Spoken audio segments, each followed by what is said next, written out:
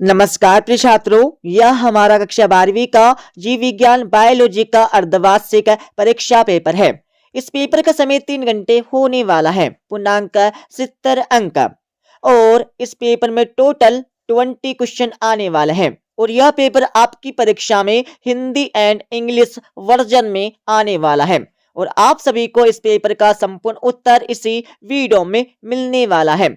तो सबसे पहले आप सभी को यहाँ पर कुछ निर्देश दिए गए हैं, इनको पढ़ लीजिएगा। इनको पढ़ने के बाद इस पेपर का हमारा पहला प्रश्न दिया जिसमें सही विकल्प चुनकर लिखना है, जो आपकी परीक्षा में 6 नंबर के आने वाले हैं। तो आपका पहला दिया है निम्नलिखित में से जीवाणु जनित रोग है। तो पहले में आपको सही उत्तर लिखना होगा दावला उपरोक्त सभी। दूसरा आपका दिया है 5 जगत वर्गीकरण में एक कोशिकी यूकेरियोटिक जीवों को किस समूह में रखा गया है।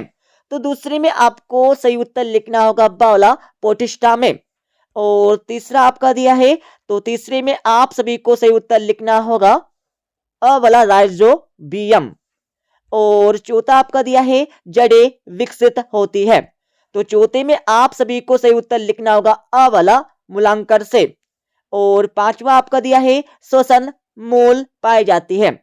तो पांचवे में आपको सही उत्तर लिखना होगा राइजोफोरा में। छठा आपका दिया है रंध्र की संरचना में कौन से भाग दिखाई देते हैं। तो छठे में आपको सही उत्तर लिखना होगा द वाला सभी। अब यहाँ पर देख लीजिएगा, जो भी छात्र इंग्लिश मीडियम में है तो इंग्लिश वर्जन आपको यहाँ पर दिया गया है। तो पहली में आपको करेक्ट आंसर लिखना होगा डी वाला ऑल ऑफ द एबव। और दूसरे में आप सभी को करेक्ट आंसर लिखना होगा बी वाला पोटिस्टा। और 3 वाले में आप सभी को करेक्ट आंसर लिखना होगा राइजोबियम। और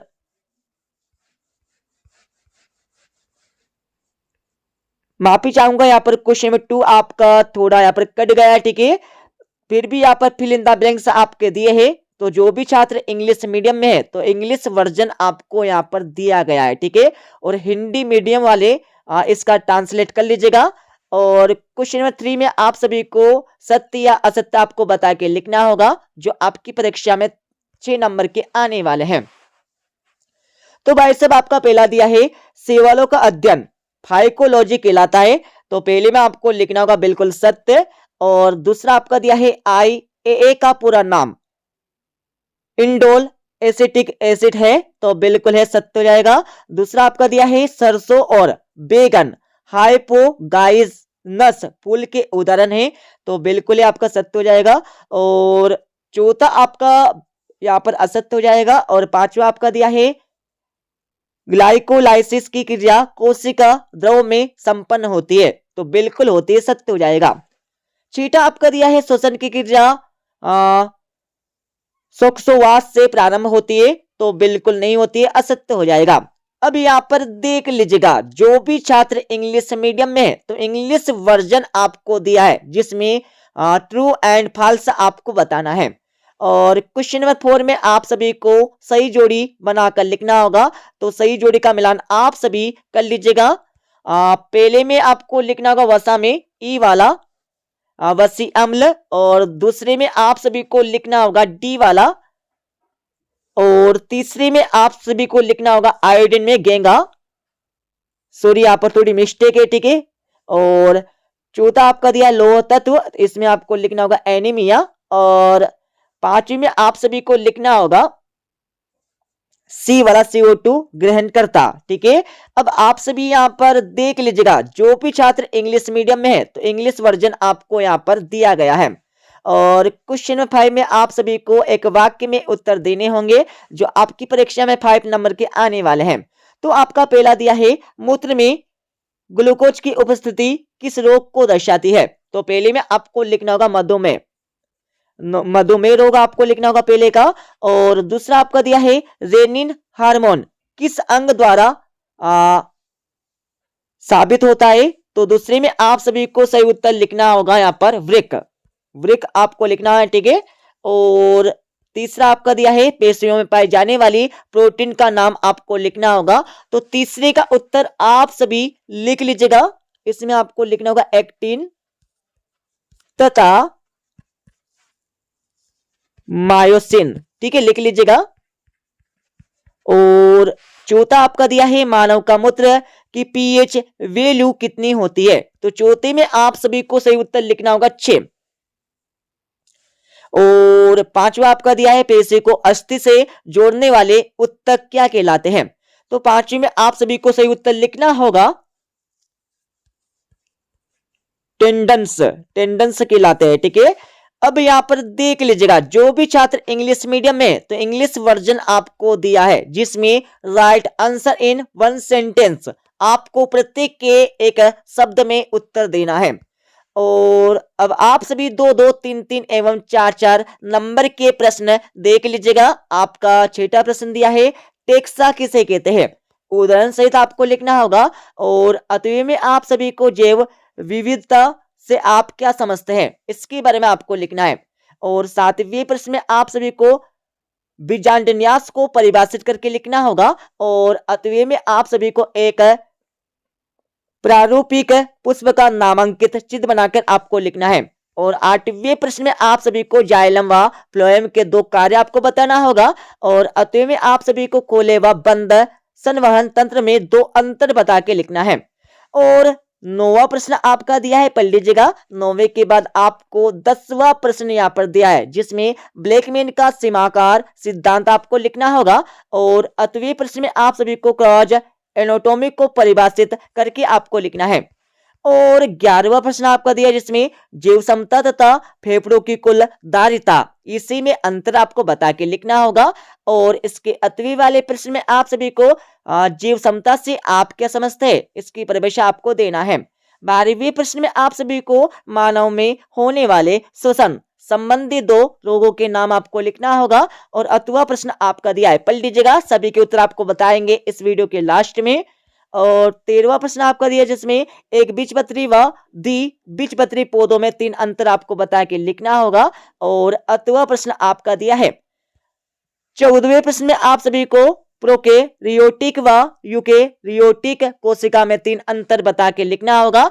और 8वें में आप सभी को जंतु कोशिका का नामांकित चित्र बनाकर आपको लिखना है।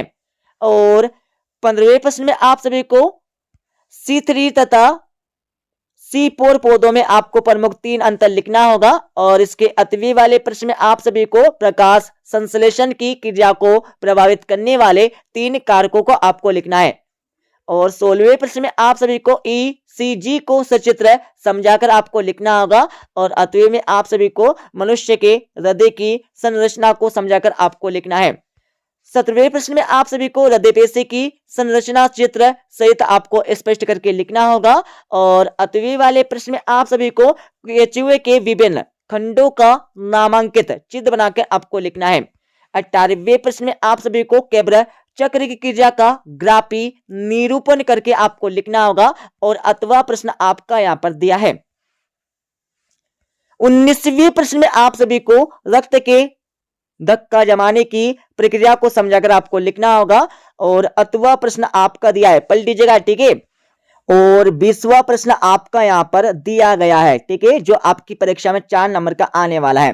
तो इस प्रकार से यह हमारा कक्षा 11वीं का बायोलॉजी जीव विज्ञान का पेपर हो जाएगा कंप्लीट। अब मैं इस पेपर का आप सभी को फुल सॉल्यूशन बता देता हूं। अब आप सभी इस पेपर का फुल सॉल्यूशन देख लीजिएगा। तो ये आपके क्वेश्चन नंबर फर्स्ट के आंसर आपको मिल जाएंगे। ठीक है, और क्वेश्चन नंबर 2 में आपको रिक्त स्थानों की पूर्ति करके लिखना था। ठीक है, इनके आंसर आपको दिए। और जो भी हिंदी मीडियम वाले छात्र हैं तो यहाँ से आंसर देख लीजिएगा। और क्वेश्चन नंबर 3 के आंसर आपको दिए। ठीक है, क्वेश्चन नंबर 3 के बाद आप सभी को क्वेश्चन नंबर 4 के आंसर यहाँ से मिल जाएंगे। और क्वेश्चन नंबर 5 के आंसर आपको दिए जिसमें एक शब्द में आपको उत्तर देना था। अब आप सभी क्वेश्चन नंबर 6 से लेकर 20 तक के प्रश्नों के उत्तर देख लीजिएगा। ये आपके 6ठे प्रश्न के आंसर आपको दिए। ठीक है, 6ठे के बाद आप सभी को 7वें का पहले का आंसर आपको यहाँ से मिल जाएगा। और 7वें का आपको 8वें का आंसर यहाँ पर दिया है। ओके, और थोड़ा आगे चलेंगे तो आप सभी को क्वेश्चन नंबर 8 का पहले का आंसर यहाँ से मिल जाएगा। और क्वेश्चन नंबर 8 का 8वें का आंसर आपको यहाँ से मिल जाएगा। अब आप सभी 9 वाले क्वेश्चन का आंसर यहाँ से देख लीजिएगा। 3 वाले क्वेश्चन का आंसर आपको यहाँ पर दिया है।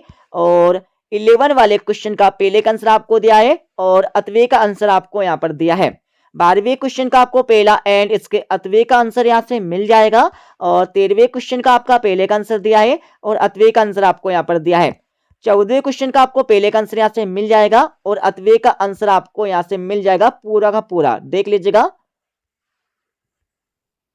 जिसमें जंतु कोशिका का आपको नामांकित चित्र बना के लिखना है। ठीक है, और थोड़ा आगे चलेंगे तो आप सभी को 15वें क्वेश्चन का आंसर यहाँ पर दिया है। 15वें का आपको अतवे का आंसर भी यहाँ से मिल जाएगा पूरा का पूरा, ऊपर से लेकर नीचे तक। ओके,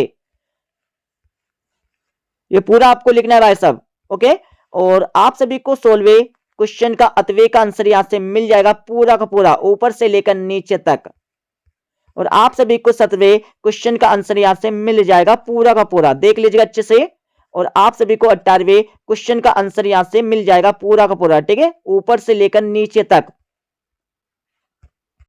तो यहाँ पर साफ साफ आप सभी देख लीजिएगा। ठीक है, ये आपका 16वें का आंसर हो जाएगा अतवे का, और ये आपका 17वें क्वेश्चन का आंसर आपको हो जाएगा, और ये आपका 18वें क्वेश्चन का आंसर यहाँ से हो जाएगा। ठीक है, और आपको 19वें क्वेश्चन का आंसर यहाँ पर दिया है। 19वें का आपको अतवे का आंसर यहाँ से मिल जाएगा। 20वें क्वेश्चन का आंसर आपको यहाँ से मिल जाएगा, और 20वें का आपको अतवे का आंसर यहाँ से मिल जाएगा। तो इस प्रकार से हमने इस पेपर का आप सभी को फुल सॉल्यूशन बता दिया है। ठीक है, मिलते हैं अगले वीडियो में।